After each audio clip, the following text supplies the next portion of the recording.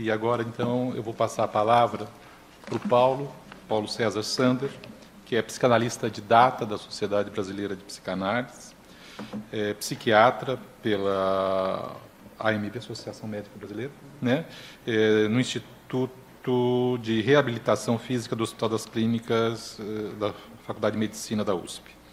Ele é mestre em Medicina na USP, sócio honorário da Academia Lancisiana de Medicina, Roma, ex-professor no curso de pós-graduação Lato Sensu em Psiquiatria Psicanalítica no Instituto de Psicologia, autor de diversos livros como A Apresentação da Realidade Psíquica, em 7 volumes, The Language of Bion, Dictionary of Concepts, A Clinical Application of Bion's Concept, em 3 volumes, An Introduction to a Memoir of the Future, em 2 volumes.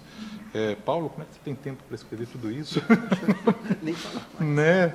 Publicados pela Imago e Karnak Books. Né? E tradutor da obra de Bion, além de ser tradutor de outros autores da psicanálise, inclusive o Winnicott. Né? Bom, então eu quero agradecer muito a presença do Paulo, e eu acho que, Paulo, pedi para você sentar aqui, para que fica mais central aqui. Tá ok?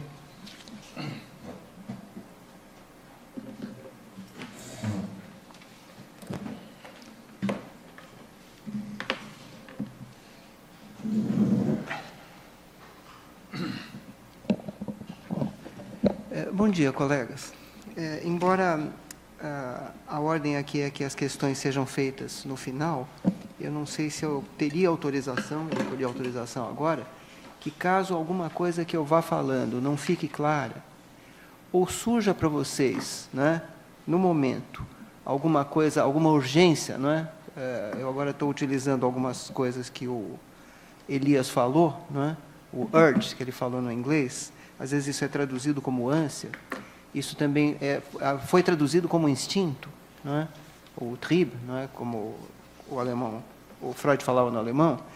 Quer dizer, algum impulso que vocês tenham de alguma coisa importante para vocês, vocês podem me interromper. Não é? Como eu não estou aqui com o computador, eu acho que ele não vai sumir as coisas que eu tenho que falar. Bom, a consigna aqui é objetivos do tratamento psicanalítico. Né? Algumas coisas que eu vou falar, eu espero não repetir o que já foi falado, de um modo que me pareceu magistral, né?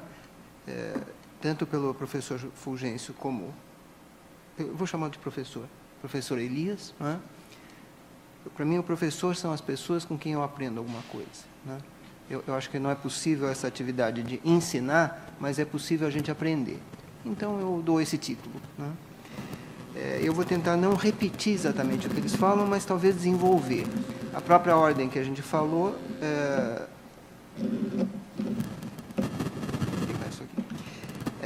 respeitou uma situação cronológica, né, da base e de expansões sobre a base. A base é Freud e Melanie Klein. E há expansões sobre isso. Talvez eu consiga dizer algumas expansões.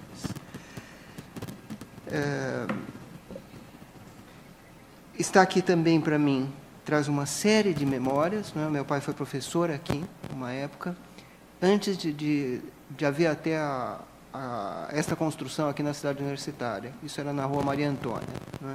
E eu era um estudante, um secundarista, que assistia algumas aulas dele. Ele era médico também, e ele dava aulas de psicopatologia projetiva, né, como se chamava naquela época. Dava aulas de psicopatologia, tanto teóricas como práticas. E o ambiente lá na Maria Antônia, de muita vivacidade, né, e questionamento contínuo, era uma coisa que eu espero que me inspire até agora, né, de movimento. E é isso que eu creio que o Elias tentou trazer através de palavras, né, de vida mesmo. Né.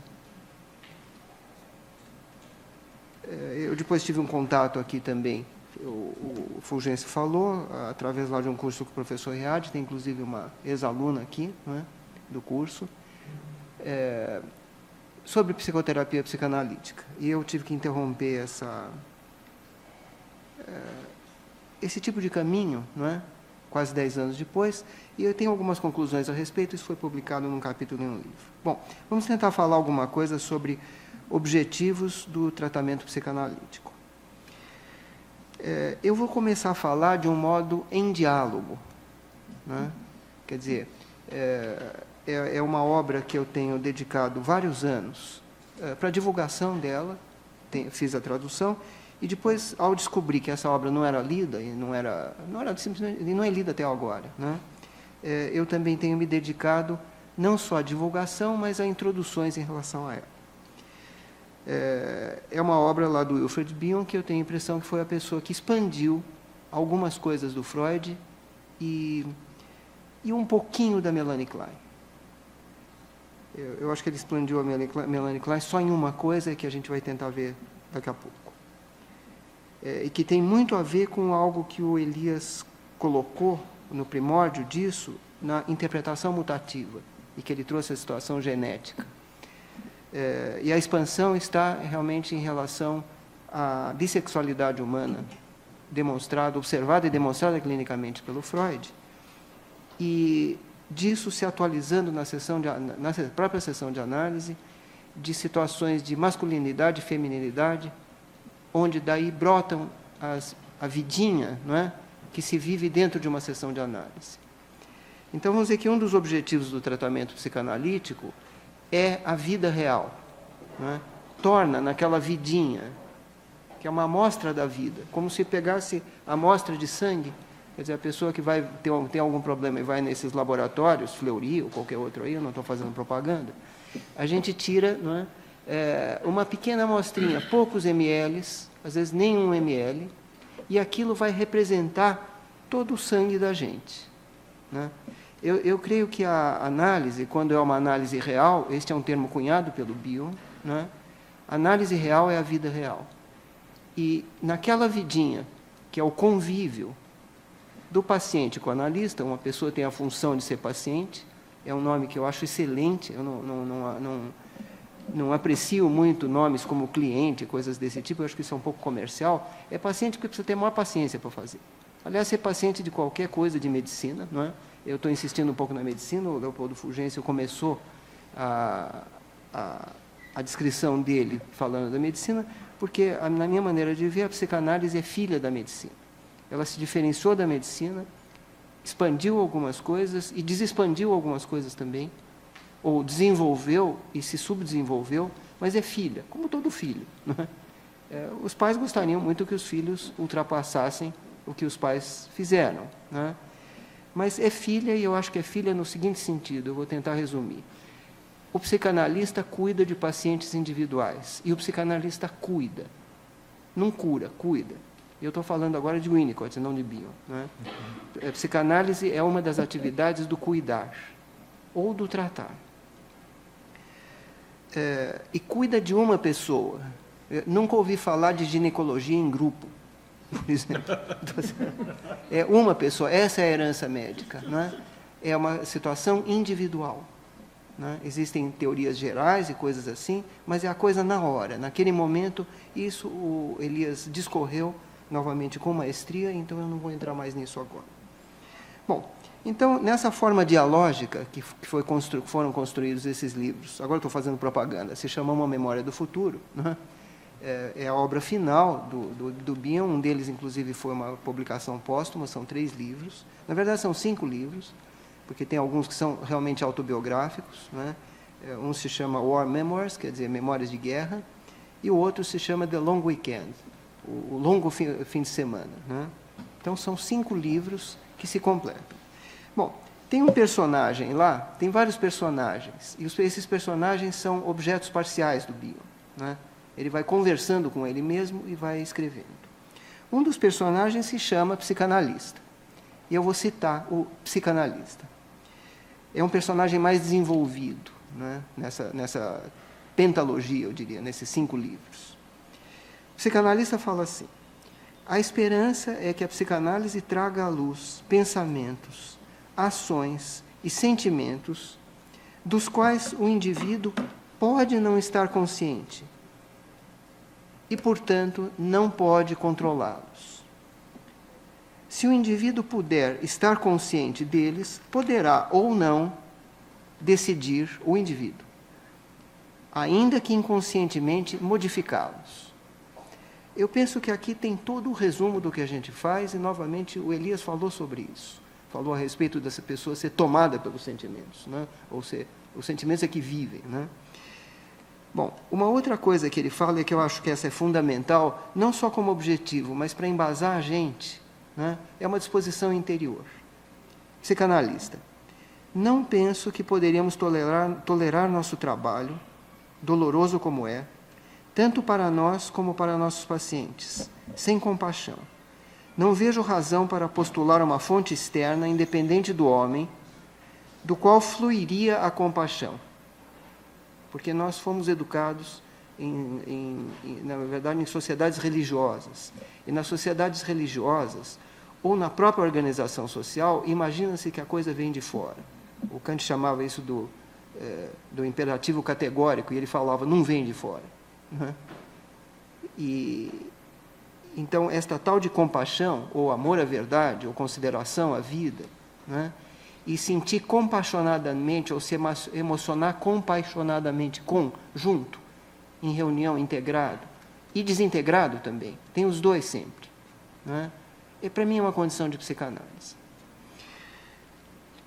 Bom, eu vou falar um pouquinho mais de uma forma dialógica, só citando o Bion.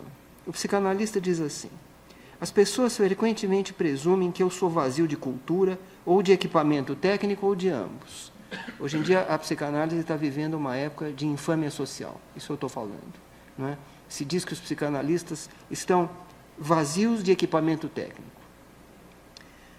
Tem um outro personagem que ele chamou lá de Roland. Você parece pouco acostumado com isso.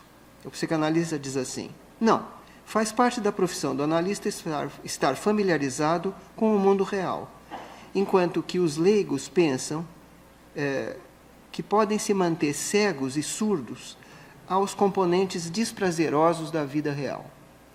Roland, qual é a solução que você sugere? A psicanálise me parece estar disponível apenas aos ricos, e mesmo assim, para confirmar a estes analisandos e seus analistas sua crença que o mundo dos ricos é o melhor dos mundos possíveis. Psicanalista. Penso que este é o melhor dos mundos possíveis porque não conheço nenhum outro mundo que seja possível. Isto não é pensar como Pangloss, que era um personagem do Voltaire, que era muito otimista. Que não há nenhum modo pelo qual poderíamos lutar para melhorá-lo. Consideramos que a tentativa de melhorar os seres humanos, nós seres humanos, é tão urgente quanto valiosa. Não conheço nenhum analista que encare a psicanálise com complacência, mas, infelizmente, nossos descontentamentos, discussões internas e desacordos são facilmente mal interpretados como a expressão de crença em alguma corporação ou instituição que seriam melhores. Não tenho esta crença. No entanto, eu sou um crítico. Tem uma outra personagem que chama-se Alice. Alice diz assim: gostaria de não ter evidências tão frequentes do fanatismo e do mau humor dos psicanalistas. E o psicanalista diz assim: eu também. Tenho uma porção de oportunidades para observar os meus próprios fanatismos e maus humores. E tenho boas razões para estar familiarizado com a tensão ao qual é exposto o psicanalista praticante. Entende-se que o trabalho de médicos e cirurgiões deve ser responsável, árduo e desgastante, mas não transparece que os psicanalistas estejam expostos às mesmas pressões. Robin é outro personagem. Você tem que admitir que o público leigo tem uma dificuldade em conseguir ver quanto sacrifício existe em possuir um lar confortável, boa comida, um escritório barato e fácil de manter e rendimentos razoáveis. Psicanalista. Não censuro o público. É tolice nutrir ressentimentos em ter que viver no mesmo mundo que nossos pacientes. Minha impressão é que eu e meus colegas mostramos considerável tolerância para com as características que precisamos necessariamente estar conscientes. Um cirurgião não pensa que um câncer seja belo. Nenhum médico admira a pureza de um tumor, de um cancro. Ainda menos pensam ser necessário contrair a doença, né, que eles estão tendo que eles estão assistindo. Mas espera-se que um psicanalista seja sensível ao sofrimento psiconeurótico ou neurótico. Eu com isso estou tentando dizer o seguinte: a psicanálise é a única atividade quase médica, ou paramédica, ou médica, como vocês quiserem. Eu acho que psicólogos, no meu modo de ver, são médicos, assim como enfermeiros são médicos. Toda vez que o médico falhou, acabou surgindo alguma especialidade que tomou o lugar dele. Quando o médico não podia ficar mais junto do paciente, apareceu a enfermagem. Quando o médico não podia mais alcançar o paciente de um jeito que não era concreto, apareceu a psiquiatria, que foi quase junto com a psicanálise. E assim por diante, fonoaudiologia, psicologia. Bom, então eu estou dizendo que nós temos a oportunidade de ver as nossas neuroses ou psicoses, porque neurose é universal, o Freud mostrou isso, e psicose é universal, como a Melanie Klein mostrou. Nós somos, vamos dizer, os únicos médicos, não é? Se todo mundo que eu estou dizendo é médico, que consegue ver isso. E a única vantagem da imaterialidade da psicanálise. As coisas permitem alternativas. Não é que nem a pessoa realmente tem um infarto, não é? Que isso não tem volta. O trauma não tem volta. Não é?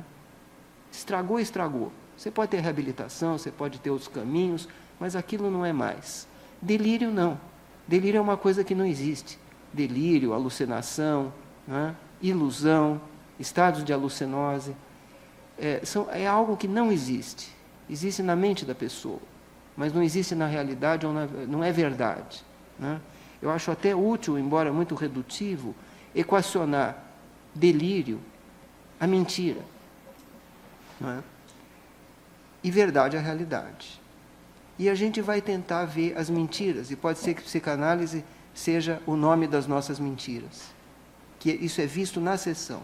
Como é que o paciente alcança alguma coisa, ainda que transitoriamente, que é verdade, e aquilo que não é verdade. E isso pode ser feito. Eu diria que essa é a única vantagem da imaterialidade do nosso trabalho.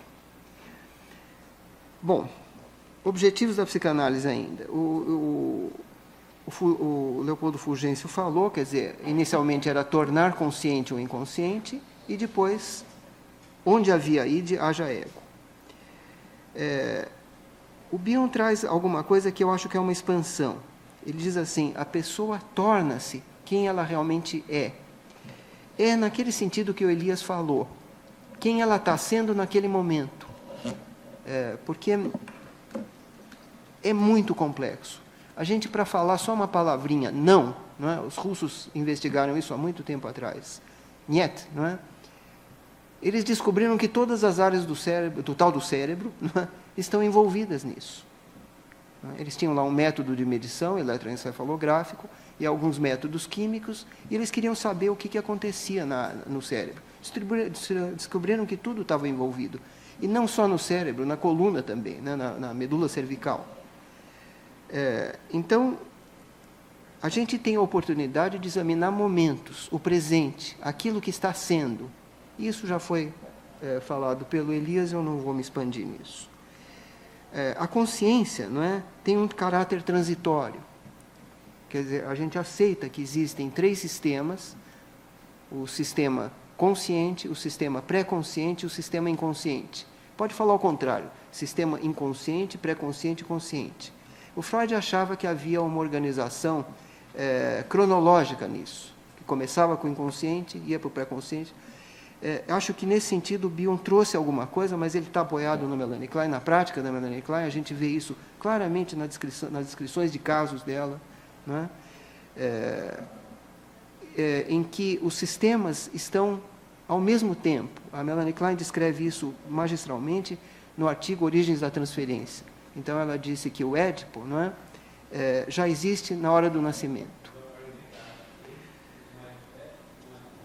Em geral, eu vou citar Freud, a consciência é somente um estado extremamente fugitivo. Quer dizer, eu acho que não é bom usar que a consciência veio depois. Sempre é consciente e inconsciente. O Bion, inclusive, fala assim: nada pode ser inconsciente se não tiver sido consciente. Não é? Entre os dois tem esse estado meio nebuloso de pré-consciência. Em geral, a consciência é um estado extremamente fugitivo.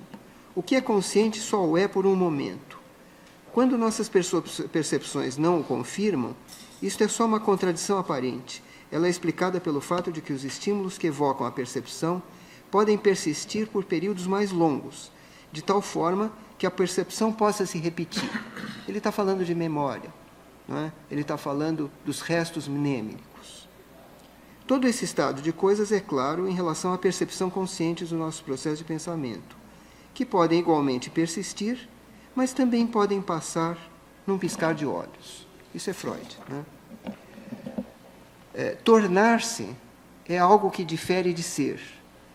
É algo além disto e aquém disso, né? Eu estou tentando enfatizar uma dinamicidade viva, o movimento, né? Para se descobrir essa coisa que se torna na hora da sessão e também se torna fora da sessão, mas a gente só tem, vamos dizer, acesso ao que está acontecendo na sessão de análise, né? É necessário haver uma percepção mínima e transitória daquilo que não se sabe, daquilo que a pessoa não sabe, o que é quase tudo. É necessário enfrentar, eu estou dizendo é necessário, não é? Eu não estou dizendo que tem que. É diferente uma necessidade, a gente constatar uma necessidade, do que o tem que, não é? O tem que é ideologia, o tem que é advocacia, sei lá, ou é pedagogia, os pais acham que tem que. Na sessão de análise a gente não é nada disso. Mas é necessário enfrentar aquilo que é desconhecido da pessoa, tanto por ela como pelo analista. Eu gostaria agora de não ser tomado como mais pedante do que talvez eu já esteja sendo, porque eu vou utilizar um termo de outra língua, é um truque que eu vou tentar fazer, porque essa língua ainda não é muito falada no Brasil. Quando eu falo desconhecido, eu estou tentando enfatizar o desconhecido. Acho que todos ouviram falar desconhecido algumas vezes aqui, não é? Ou não, alguém não ouviu? E eu estou enfatizando o desconhecido na sessão, o desconhecido do paciente e também nosso desconhecido. Não tem teoria prévia que a gente tenha que vai nos ajudar na hora que nós estamos atendendo. Isso foi uma coisa que, inclusive, eu aprendi na prática médica. A gente fazer uma coisa que em medicina se chama diagnóstico é a coisa mais desconhecida possível. E um cirurgião me disse assim, medicina é 90% diagnóstico. O que é diagnóstico? É conhecer gnoses através de. Né? O dia é através, como o diapositivo ou diáfano, é um prefixo grego. Bom, a palavra da outra língua é unbewusst. Eu estou usando o alemão. Quem conhece alemão deve conhecer essa palavra. Não é? É um prefixo que significa não. Não ou des. Não é? E Wust vem de Wissen, é ciência. Ciência é Wissenschaft, né? O trabalho da ciência. É o processo de conhecer, não é o conhecimento, é o processo, é aquilo que vai ocorrendo.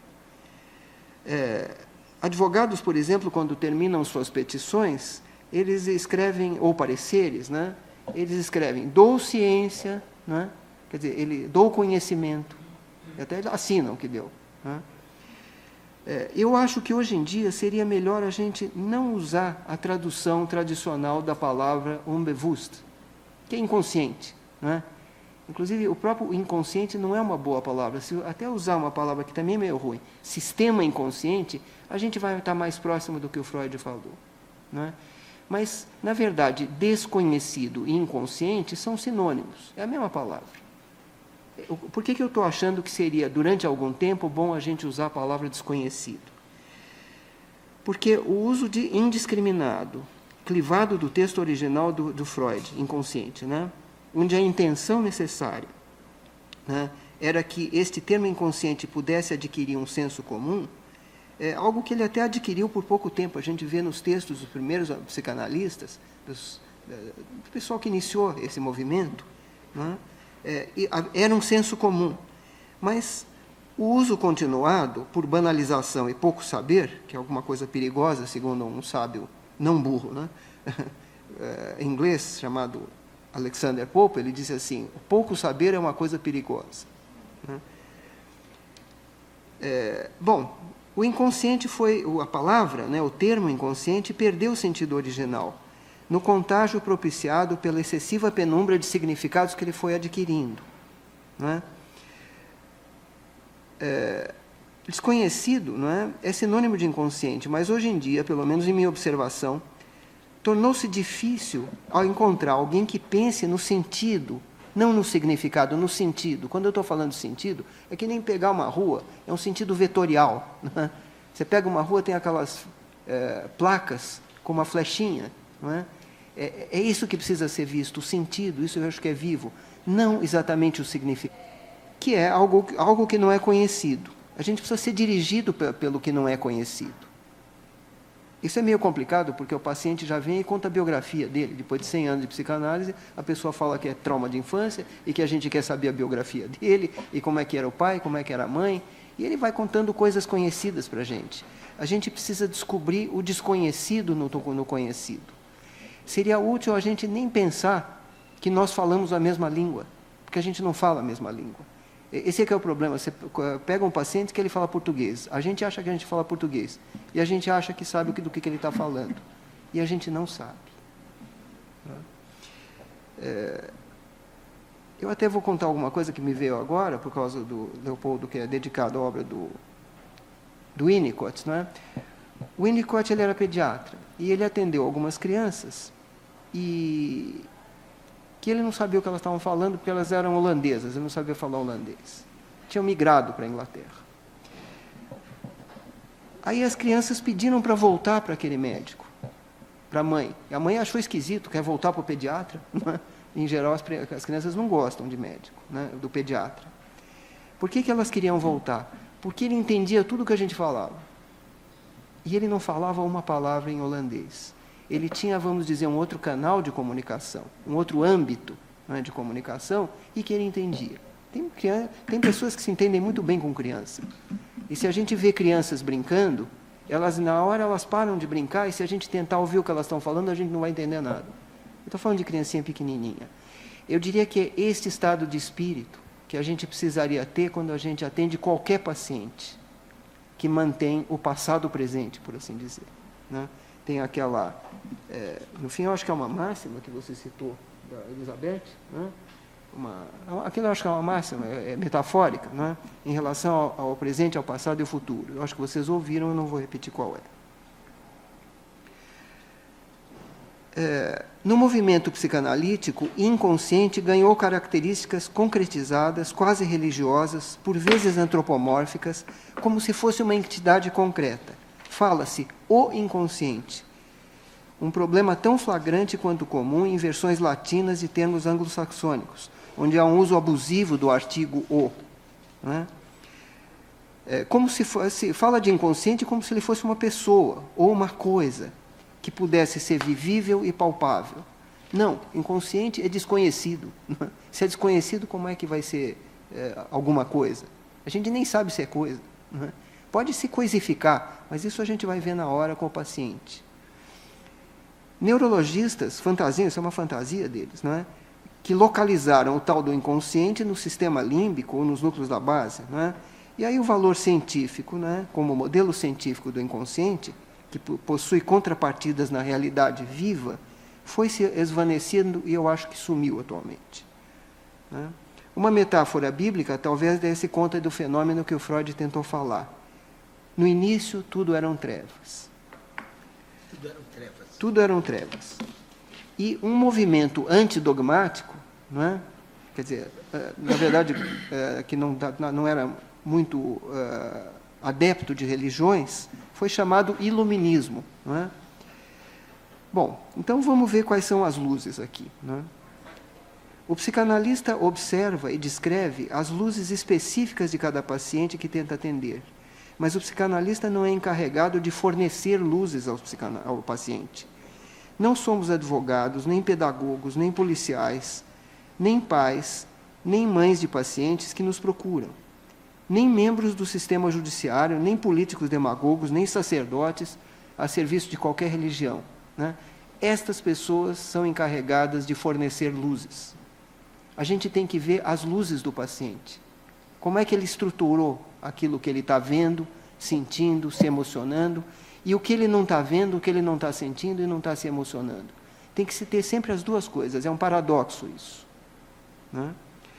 Freud observou um fenômeno, não é, que ele chamou de transferência, e a transferência é de natureza alucinatória, quer dizer, a paciente pensa que nós somos ou o pai ou a mãe dele, ou uma figura importante da infância, né? Eu acho assim triste que alguns analistas pensam que são também, tá certo? Quer dizer, vão entrar em conluio com o paciente, né? Aí eles vão falar, porque realmente os pais não têm outro jeito, eles ficam tentando fornecer luzes para as crianças. Depois as crianças se revoltam com essas luzes, né? A adolescência, etc. e tal, até antes, e acabam descobrindo o caminho delas. Quando elas se revoltam, elas ainda estão tentando seguir as luzes dos pais, ao contrário, não é? Esse ao contrário que eu estou insistindo um pouco, foi uma das contribuições que o Bion fez, não é?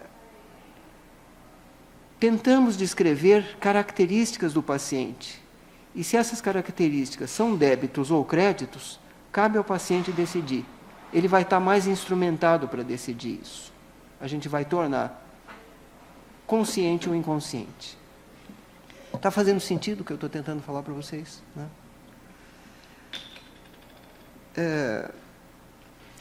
Aqui reside o avanço sobre muito que a psiquiatria trouxe, né? O que a psicanálise trouxe sobre a psiquiatria. A psiquiatria faz um serviço de polícia social, tentando adaptar a pessoa a seu meio social, e nunca hesitou em usar métodos coercitivos. O Elias lembrou da Obama, ou esteve lá, que felizmente saiu de lá, né? Precisou de 10 horas, contou para a gente, né?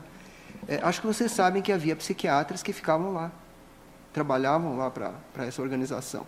Chamava Operação Bandeirantes, e era uma operação para reprimir qualquer pensamento, na verdade, que fosse diferente do deles.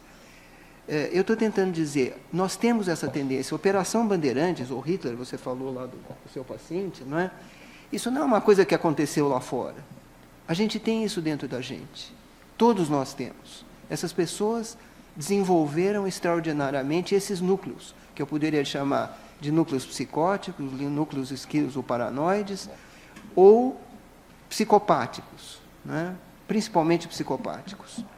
Mas isso nós temos, e numa análise a gente vai ver. Se a análise for profunda, do jeito que o Elias falou, não é? Que tenha este desenvolvimento, e tem que examinar o subdesenvolvimento também, de simbolização, a gente vai ver isso na gente mesmo. Isso a gente está fazendo no cotidiano, não é? Nós não somos diferentes dos nossos pacientes, nem melhores nem piores. A psicanálise tenta ajudar uma pessoa a uma reabilitação e, por vezes, adapta a pessoa a ela mesma, ao seu meio interno ou mundo interno, como denominou Melanie Klein. Eu vou falar alguma coisa sobre desenvolvimento, porque foi uma contribuição que o Bion trouxe partindo da Melanie Klein. O Bion conceitua o termo, não é, desenvolvimento, utilizando continuamente. Ele utiliza esse termo desenvolvimento em todos os seus livros, em vários dos seus artigos, como aproximação ao que ele chamou de uma psicanálise científica e de uma psicanálise real, que é a vida real, não é? Por exemplo, uma citação rápida dele. Desenvolvimento refere-se aqui ao desenvolvimento de uma formulação mental. Desenvolvimento é visto através de transformações. Transformações o que é? Muda a forma, né? Por exemplo, posso pegar só? Se eu pego isso aqui, vocês sabem o que é isso. Mas se eu pegar isso daqui, eu vou transformar na verdade, a forma dele, no sentido de que tem uma abertura aqui, e se eu fizer isso aqui, ó, fazer assim para não sujar a mesa, isto não é mais um copo. Antes vocês viram que era um copo. Isto não é mais um copo. Tenta botar água aqui, você vai ver que não é mais. Então eu transformei através de um movimento, sem mexer na forma, né? Isso aqui até dá para mexer na forma mais fácil, né? Mas eu transformei algo. O que a gente transformou? A gente transformou a função. É isso que a gente precisa ver na análise, a função. A função daquele comportamento do paciente, daquele sentimento, daquela emoção, Como aquilo se estruturou? Bom, desenvolvimento é visto através de transformações como essa que eu tentei exemplificar rapidamente, necessárias para transições entre o pensamento consciente, como porta de entrada para atividades oníricas, para o pensamento inconsciente. Eu agora estou falando de atividades oníricas, né? Atividades oníricas, quer dizer, o trabalho onírico, ele ocorre de dia e de noite. Ele está ocorrendo o tempo todo, assim como atividades alucinatórias. Ele fica mais visível à noite, como as estrelas ficam mais visíveis à noite, quando a gente fica poupado do bombardeamento sensorial sobre os nossos olhos, então a gente vê as estrelas. Mas as estrelas estão lá o tempo todo, né? Essa metáfora não é minha, é de um filósofo lá, o Thomas Hobbes. Através do pensamento consciente, podemos usar aquilo que Freud denominou restos mnêmicos para compor, como tijolos compõem uma parede, o trabalho onírico, né? Aliás, o Elias usou esta metáfora de tijolos. Ele chama até de tijolinhos, né? Talvez vocês lembrem. As duas condições de existência, consciente e inconsciente, depois denominadas por Freud sistemas do funcionar mental, por isso que eu falei de função do copo. O que a gente precisa ver mesmo é a função, o funcionar, não é? Como é que está funcionando? Depois ele chamou isso também de instâncias. Implicam em crescimento e desenvolvimento e falta de crescimento e falta de desenvolvimento. E na falta de crescimento tem uma coisa que ele inclusive chamou assim, regressão, e repressão, e resistência. Isto é desenvolvimento, mas é desenvolvimento negativo, não é? Às vezes a gente perde a noção disso, e que eu acho que é um dano na hora da sessão. Porque às vezes está passando embaixo do nariz da gente e a gente não está vendo. E eu acho que a gente precisa apontar isso para a pessoa. Porque isso ocorre o tempo todo. Eu acho, é assim que eu vejo as posições esquizoparanoide e depressiva. Vai para cá e para lá, para cá e para lá. E a gente está sujeito a isso o tempo todo, né? A gente, quer dizer, os pacientes e nós. Em função disso, o desenvolvimento pode ser visto como reflexo, no âmbito dos fenômenos, da superação de estágios primitivos, naquilo que ocorre, aquilo que Bion denomina estados de ausência de pensar, taquigraficamente o não pensar. O problema é que esses estágios de não pensar ocorrem de um jeito muito bonitinho, né, que o Freud chamou racionalização. Isso ele percebeu pela primeira vez quando ele leu lá o livro escrito pelo juiz Schreber, que é um mecanismo psicótico notável, né? Eu estou falando mecanismo porque não é mecanismo de defesa, racionalização. Racionalização depende daquilo que daquilo que o Elias falou de racionalidade ou irracionalidade. Racionalização é pegar um monte de alucinações. O que é alucinação? Percepção sem objeto, né? Você pega um monte de alucinações ou ilusões, quer dizer, uma percepção desordida de um objeto, e monta de um jeito racional, segundo um pensamento lógico, bem descrito, inclusive, pelo Euclides, né? Você monta aquele negocinho e você tem um delírio. E nos delírios existe um estado de não pensamento. Uma denominação mais precisa, baseada no trabalho de Bion, que eu propus uma vez, são estados de quase ausência do pensar. Já que aquilo que Bion denominou preconcepções inatas formam um arcabouço, uma forma, não é? Como o molde que fez essa garrafa. Isso aqui são bombas extrusoras, põe lá um plástico derretido e, de repente, sai uma garrafa. Tem um molde para isso, né? Na teoria do pensar do Bion, nós temos moldes também. Nós temos preconcepções básicas. Ele só descobriu 2 preconcepções. Quem sabe alguém descobre outras. A primeira preconcepção, a gente já nasce com isso. Uma criancinha que nasceu nunca viu um seio. Mas na hora que ela nasce, põe um seio perto dela, ela sai correndo atrás dele. Não sai correndo porque a perna não funciona, tá certo? Mas se chegar bem pertinho, o que funciona dela ainda, a coluna, o pescoço, ela gruda no seio, né? a teoria, isso é uma mera, ainda uma hipótese, é que isto já é uma herança filogenética que todos os mamíferos têm, né? Quem teve filho, quem teve irmão, quem já viu uma criancinha, é uma coisa emocionante de ver. O que a criancinha faz, que ela gruda no seio, né? Bom, este é o arcabouço, a forma, né, para um pensar pós-natal, pois é necessário levar-se em conta que o cérebro e alguns órgãos sensoriais básicos, como o aparelho visual e o aparelho auditivo, encontram-se prontos no 4º mês de vida do embrião humano. Já é um estado fetal. Quer dizer, o olho e o ouvido e o cérebro, eles estão prontinhos antes de se definir o sexo. O sexo no embrião é só lá pelo 4º, 5º mês. Se der uma radiação, lá qualquer coisa, até muda de sexo, né?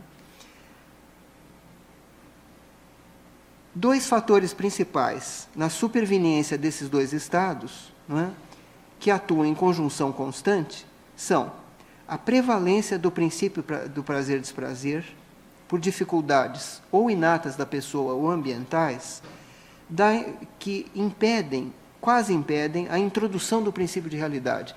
Se o princípio de realidade não se introduzir, a criança morre. Eu não sei se algum de vocês já viu isso, eu vi isso uma vez na minha vida. O filho, aliás, uma pessoa era um psiquiatra. O filho dele não mamava. A criancinha nasceu e não mamava e morreu, né? Isso era descrito em livros, eu nunca tinha visto, eu não vi a criança, eu assisti o drama dos pais, né? É muito difícil, por isso que eu estou dizendo, é quase não pensar. Eu acho que nessa hora que a criança vai pegar o seio, está havendo já algum pensamento, alguma coisa está movendo ela, já filogenética. Mas na hora que ela pega o seio nunca é o que ela tinha na cabeça dela. Ela vai ter que se ajustar, e a mãe vai ter que se ajustar. Vamos dizer, aquilo que não é o seio que ela queria, o que ela queria é o princípio do prazer-desprazer, né? Ela vai ter que dar um desconto. É o seio que tem, entendeu? É o que apareceu lá.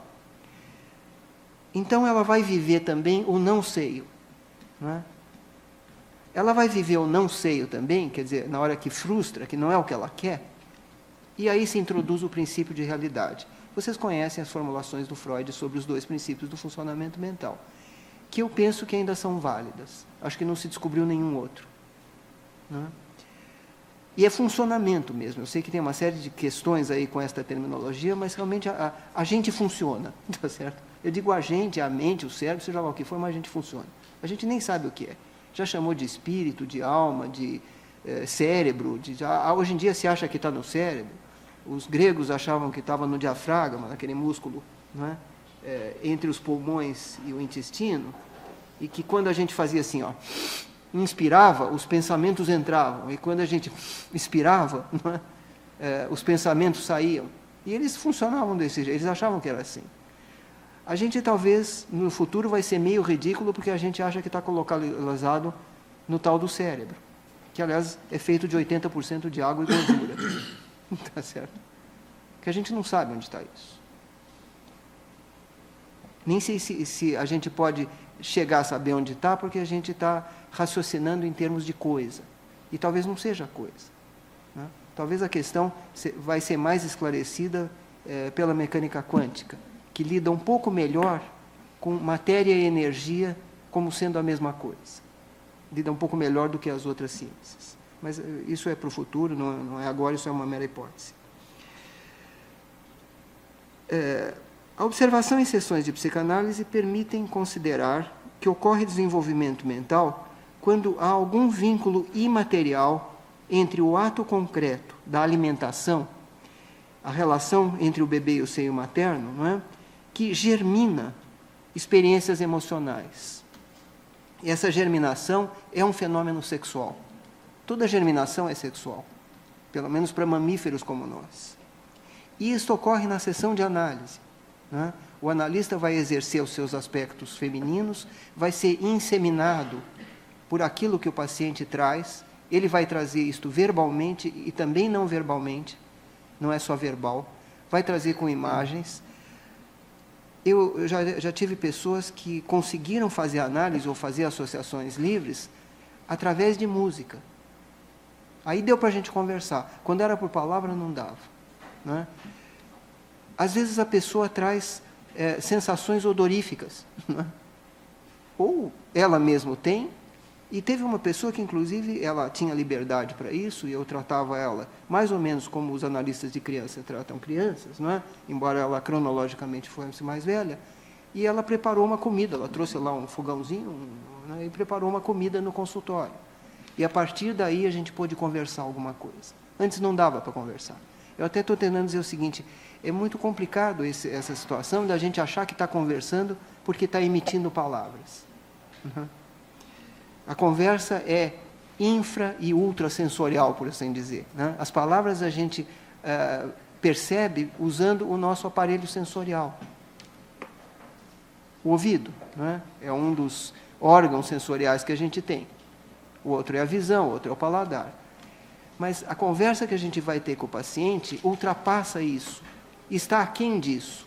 O Bion usou esses termos, ultra e infrasensorial. Né? Ele abrange, essas experiências emocionais abrange amplo espectro. Antes ainda da formação simbólica que foi observada pelo Freud, e principalmente por Melanie Klein. Alcança, em alguns casos, alguma estruturação daquilo que Freud observou como sendo o complexo de Édipo, ou o triângulo edipiano. Essa estruturação ela acontece em infinitos graus qualitativos e quantitativos que a gente vai ter que alcançar na sessão. Como é que a pessoa estruturou o Édipo? Porque há pessoas que nem estruturaram o Édipo. Talvez eu esteja sendo um pouco chato, insistindo um pouco no não. Não é? Se a gente só ficar olhando para o sim, para o positivo, não é? A gente vai perder o não. E a gente vai até encontrar Édipo em gente que não estruturou. Porque os pacientes já ouviram falar de psicanálise e já sabem o que a gente quer ouvir. Não é?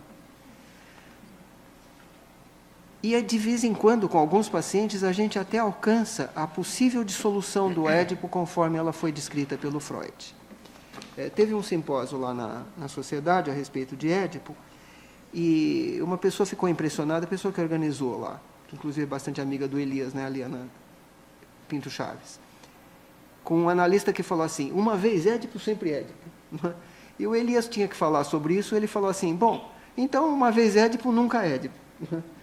E a minha visão é que os dois estão, vamos dizer, são adequados. E eu acho útil manter os dois. É sempre Édipo e nunca Édipo. Né? Eu estou tentando dizer que a clivagem entre as coisas, entre o positivo e o negativo, entre o sim e o não, ela não é útil para o analista.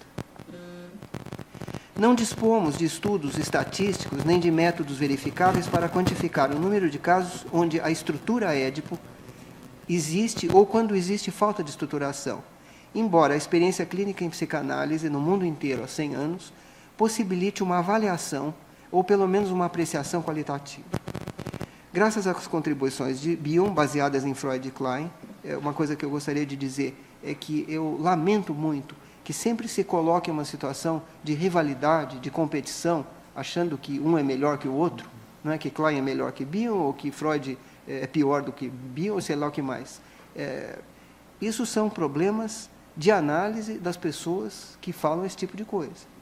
Né? Porque eles partiram de lá. Eu estou vendo pela expressão de vocês que o que eu estou falando para vocês está tranquilo. Então, talvez eu esteja falando uma coisa da minha geração e eu já seja um pouco velho. Né? Porque tinha essas coisas de rivalidade que até aparecem no sonho do seu paciente. Né? Você falou competitividade, eu acho que o termo que a Melanie Klein usou no livro Inveja e Gratidão, rivalidade, é um termo mais abrangente. Né?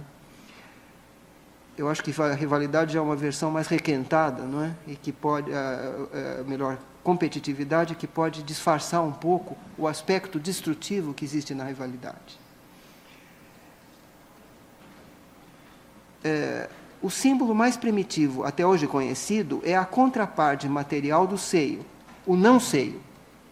Quando a pessoa, a criancinha, percebe que não tem o seio, ou que o seio não é o que ela queria, ou na hora que ela não está sendo alimentada, a mãe sumiu, né? Esta é a condição necessária para ver o primeiro processo de pensar. Qual que é o processo de pensar? O paciente vai pensar, ou a criancinha, que no futuro pode ser um paciente, vai pensar seio, não é? Justamente porque não tem o seio. Você ter a coisa, você está com a ilusão de satisfação, é condição para não pensar. Vamos dizer, a criança mimada, essa não vai pensar, ela só quer. Né? Quando você não tem, se diz assim, a gente só valoriza a coisa quando a gente não tem. Né? Não é assim que se fala? Isso é senso comum. A simbolização seio, ela só aparece quando inexiste o fornecimento externo, por assim dizer, de algum seio concreto, que é necessário, e a angústia de aniquilação que a Melanie Klein falou, ela não é alucinatória nem delirante. Deixa uma criancinha parada lá, ela morre, não está certo? Ela precisa de um seio, ela precisa de alguém para cuidar. Né? E a criança procura, toda hora, às vezes tem epidemias que as mães começam a jogar a criança fora. Né? Então aparece na mídia. Há uns 2 anos atrás apareceu uma criancinha que foi jogada num riacho e por causa de um reflexo natural, ela segurou, uma criancinha recém-nascida, num galinho de um arbusto. É o reflexo de Moro. Né? E uma pessoa ouviu o choro da criança. Esta criança estava procurando o seio. Não sei se vocês leram essa notícia, foi uma notícia bastante... vários órgãos deram. Já jogaram em lata de lixo, em construção e coisas desse tipo. Às vezes, como eu disse, tem epidemia. Alguém faz isso, depois outras pessoas começam a fazer. Depois desaparece, aí alguém lembra e começa de novo. Portanto, padrões individuais de crescimento determinam-se de desenvolvimento através da extensão ou falta dela, em que um bebê tolera ou não tolera a frustração provocada pela presença do não-seio. Desenvolvimento incluiria, a partir do momento em que Bion escreveu Transformações, um temor respeitoso para com a existência da verdade. Ou de verdade, desculpe. Eu vou citar ele. O psicanalista aceita a realidade de referência e temor ao perceber a possibilidade de haver uma perturbação no indivíduo no qual está impossibilitado a este indivíduo estar uno a si mesmo. É um conceito que ele tem, não é? Estar uno a si mesmo. E, portanto, expressar reverência e temor a si mesmo. O postulado central é que o estar uno a si mesmo é estar uno à realidade última, da gente mesmo, da nossa vida, de quem a gente é e principalmente das nossas limitações, o que a gente não pode ser. E que pode existir, que alguém pode ser. Isto é fundamental, diz o Bion, para um crescimento mental harmonioso. A isto se segue que a interpretação envolve a elucidação de evidência no que diz respeito a estar uno a si mesmo, e não esclarecimento apenas da evidência da operação continuada, por exemplo, de uma relação imatura com o pai. Uma perturbação na capacidade de estar uno a si mesmo está associada a atitudes megalomaníacas. Crescimento equivale em psicanálise a uma capacidade evoluída para amar, odiar e conhecer que abrigamos sentimentos agressivos sem que precisemos ser oprimidos por satisfazer os sentimentos agressivos e, pior ainda, negar os sentimentos agressivos. A negação é o mecanismo básico da psicose. Em outras palavras, crescimento implica em desenvolvimento emocional. Desenvolvimento emocional tem como consequência uma diminuição de fidelidade à alucinose.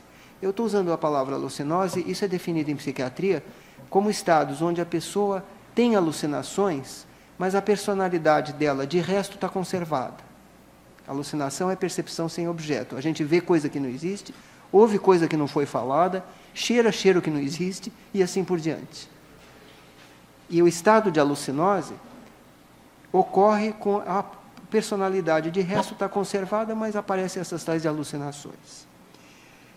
O desenvolvimento emocional implica em tolerar um estado de dúvida a respeito da seguinte crença, da superioridade, não é? De uma crença de superioridade.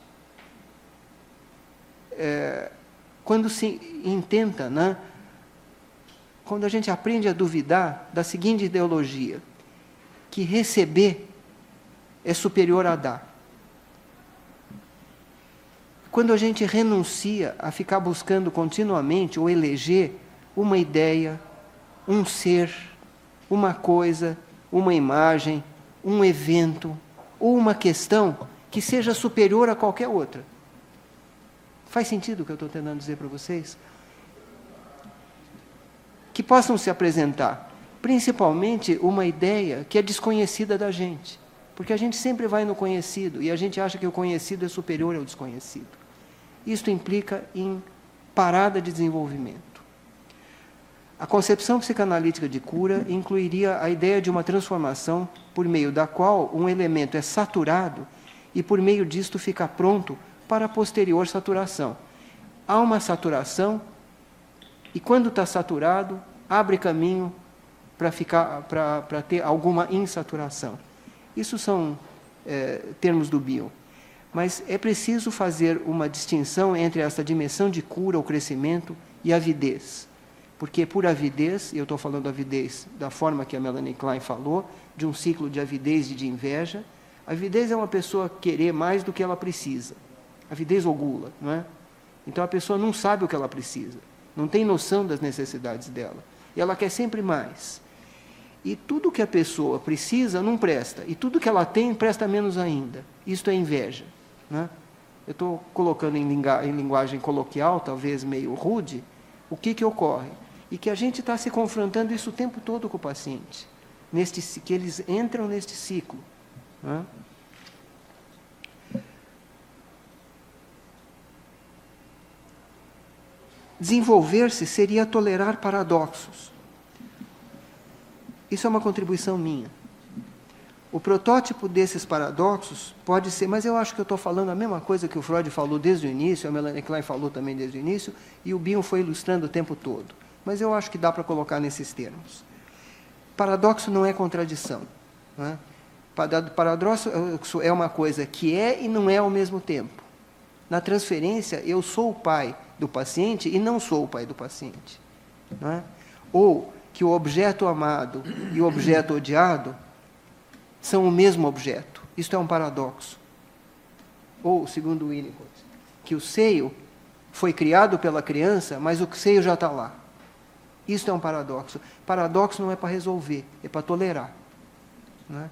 E, novamente, eu acho que é um objetivo do trabalho psicanalítico, um instrumento do trabalho psicanalítico, para ser mais exato, a gente ter tolerância de paradoxos e a gente ajudar a pessoa a descobrir que isso é possível.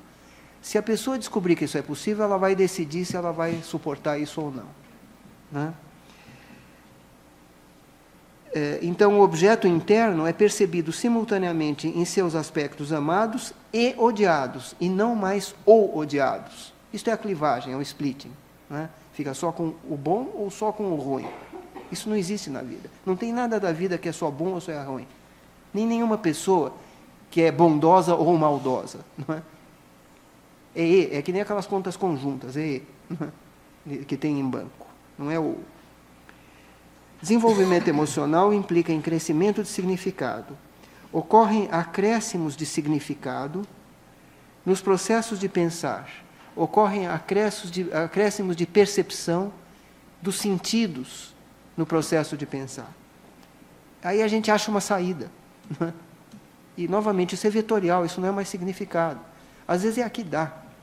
Isso é a reação de estresse. Né? A reação de estresse é uma reação que solta lá umas catecolaminas, né? Tem uma opção de coisas no corpo que acontece, e é luta ou fuga. Né? São os dois. A gente vai encontrar uma saída. E se não encontra, morre. Também não precisa ficar preocupado, porque morre não vai acontecer mais nada. E eu acho que isso está em jogo na sessão. Eu diria que um analista precisa ter jogo de cintura. Não é? Não ficar apenso a memórias, a teorias, por mais fantástica ou genial que a teoria tenha sido. Nem o Freud, nem a Melanie Klein atenderam o nosso paciente.